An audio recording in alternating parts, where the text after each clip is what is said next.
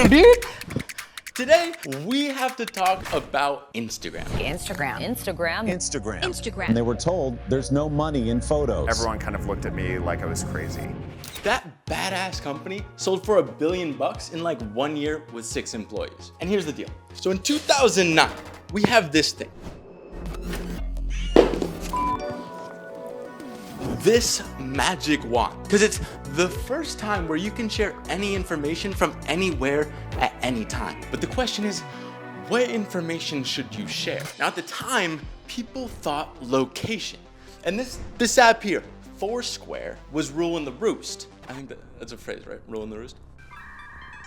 But this guy right here, Kevin Systrom, he's like, I can build a better Foursquare. And the way he approaches it is just, maybe I can add some more features like scheduling check-ins, maybe earning points with friends when you go out, or sharing photos. What he does is he has to go out and raise money for his new app, which he wants to call Bourbon. So he finds this investor, and the investor's like, hey Kev, it's a really sick idea. I just don't want to invest in a company without a co-founder. And now Kevin looks around the room in this cafe and he's like, hey dude, hey, that guy right there, I see him, he codes a lot. Hey dude, you want to be my co-founder? And he wrangles them in. So now this guy is like, okay, here's my 50 grand.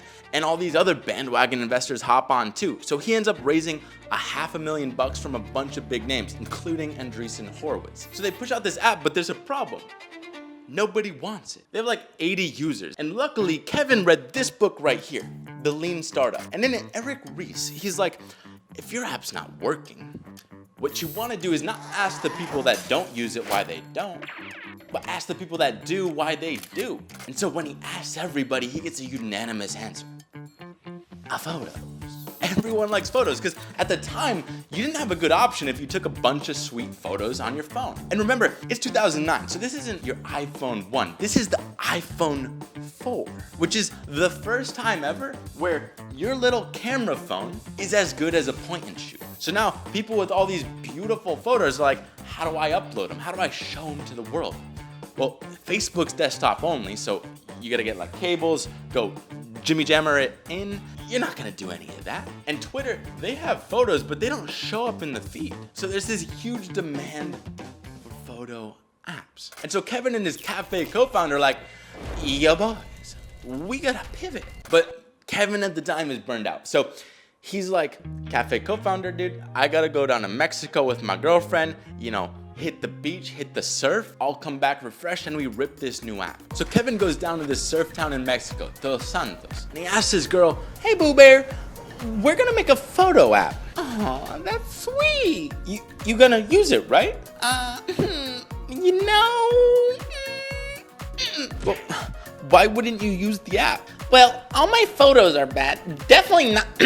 All my photos are bad. Definitely not like your buddy Greg's. But Greg just uses filter apps. So make filters. And that's it. They have to make filters so people's photos look good. So Kevin, all jazzed up, scurries back to his hacienda. And in the process, he remembers back to his study abroad in college. See, he went to Florence, and there he took a photography class. Kevin, being the Stanford big buck, he shows up with this fancy-ass, metal, super nice glass camera. But the professor, he doesn't react the way he thinks.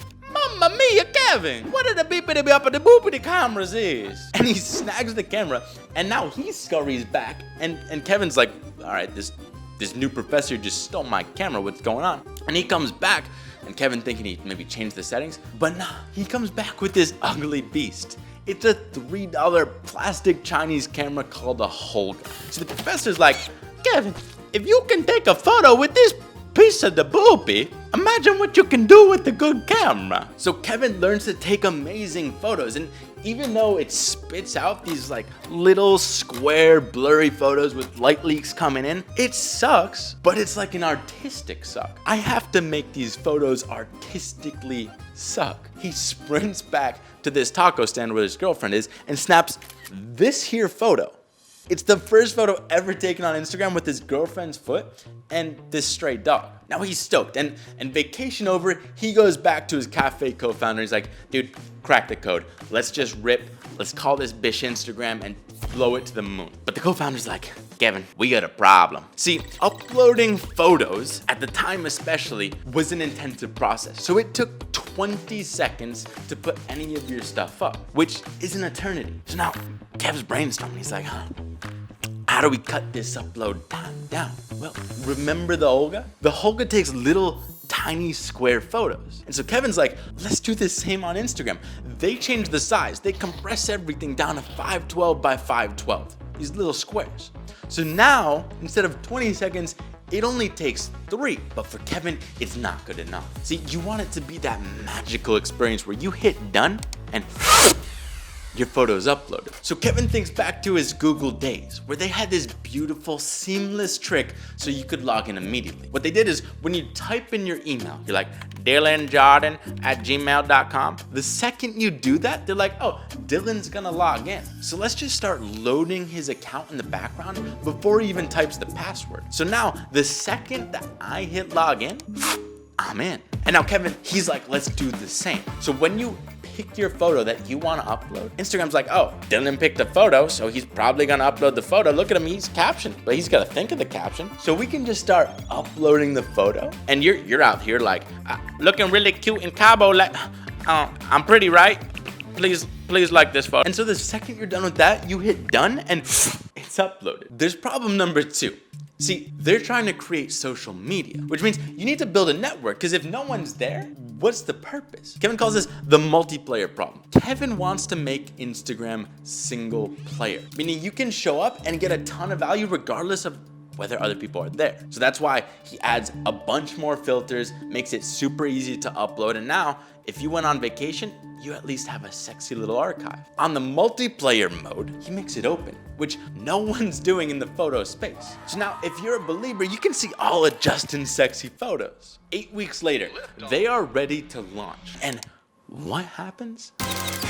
Today I want to show you this application called Instagram. Teens use Instagram all day and night. Kim Kardashian calls out Kylie Jenner on Instagram. Absolute breakout success of the crew. It immediately blows up. They get up to 100,000 users. Then the next 10 weeks, they get up to 1 million. And the next year, 50 million, with people like Snoop coming on. He was the first dog. Then Obama, then even the Pope signed up for Instagram. And then it got the attention of Mark Zuckerberg. And he's like, sniffs it out, and he's like, hey boys, take $1 billion and let me get this hog. So he takes it over, and now it's worth 100 billion.